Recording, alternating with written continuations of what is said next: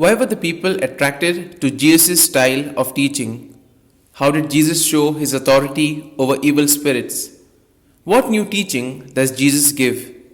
All these questions and more answered during today's episode of Daily Reflections.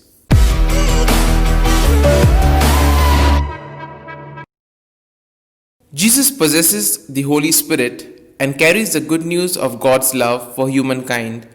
The unclean spirit represents whatever forces dominate people and make them less free. Such life-sapping dynamics are found right across human life. All misuse of power is included. We see it everywhere. But for Jesus, power is simply for the service of others, as in this healing scene. The Gospel tells us about a different style of teaching. Jesus teaches with authority, differently from the way the scribes do it. The first thing that the people perceive is the diverse way in which Jesus teaches.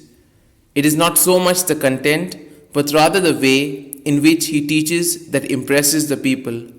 For this reason, by his different way, Jesus creates a critical conscience in people concerning the religious authority of that time.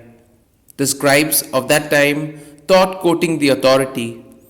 Jesus does not quote any authority, but he speaks beginning with his experience of God and of his life. His word is rooted in the heart. Jesus would take day-to-day examples from the lives of the people and use it to speak about the kingdom of God.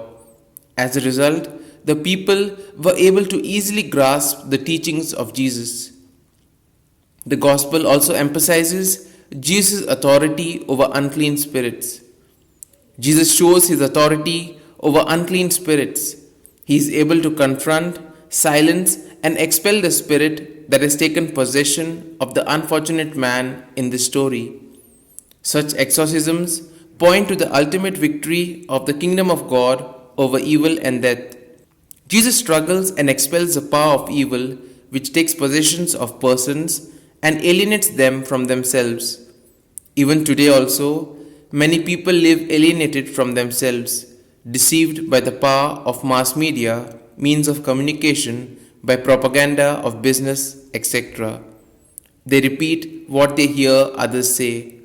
They live as slaves of consumerism, oppressed by the power of money, threatened by debtors, etc. Many think that their life is not as it should be if they cannot buy what the propaganda announces and recommends.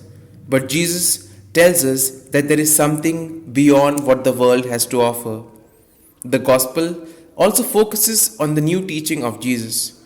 The people are surprised and say that Jesus commands even the evil spirits. The first two signs of the good news are these: his different way of teaching the things of God and his power over evil spirits. Jesus opens a new road in order that people can attain purity. At that time, a person who was declared impure could not present himself or herself before God to pray and to receive the blessings promised by God to Abraham. He or she should first purify himself or herself.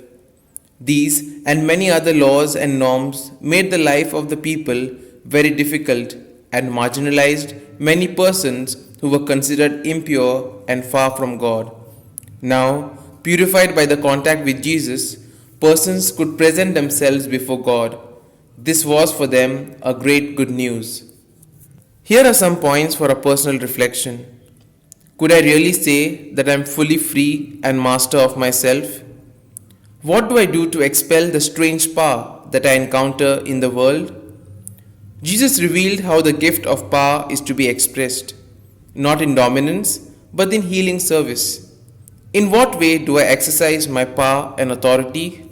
These points can be of great help to reflect on today's Gospel. And if you like our reflection, do share the good news of our Lord. Have a good day, and may God bless you all. Amen.